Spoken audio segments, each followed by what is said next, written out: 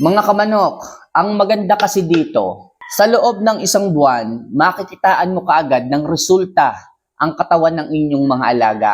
Bakit nga ba? Dahil ito pong fermented Jackie Oats, mga kamanok, meron po kasi itong mataas na amino acid. Yung amino acid, yan po ang pagkain ng muscle sa mga hindi po nakakaalam.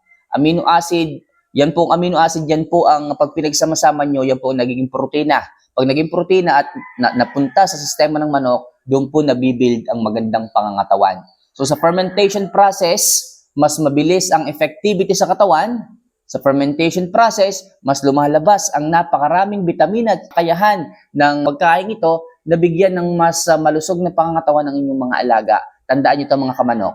Meron din tong probiotics na siyang tumutulong upang i-absorb ng katawan ang halos lahat ng bitaminang ibinibigay po ninyo, pagkain, bitamina, suplemento na ibinibigay po ninyo.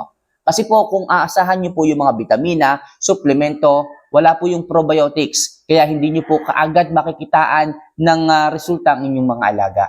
Pero kung ang inyong mga manok ay nag-a-absorb o merong magandang gut health o mayaman sa probiotics, dahil dito, makakasigurado tayo na sa lalong madaling panahon, bubulto at gaganda ang katawan ng inyong mga alaga. Kaya mga kamanok, subukan nyo muna to. Bago kayo mag-try ng ibang mga suplemento, bago kayo magastosan ng malaki, subukan nyo muna to. Ibabad nyo muna ng 1 linggo, and after 1 week na ibabad sa mineral water, ihalo nyo po sa pagkain ng inyong mga alaga. So yun lang, ganun lang kasimple. Balikan nyo ako after a month at makita ko po ang inyong pagngiti dahil nagsibultuhan na ang inyong mga manok. Sa mga magtatanong, nandyan lang ito sa ibaba. Good luck!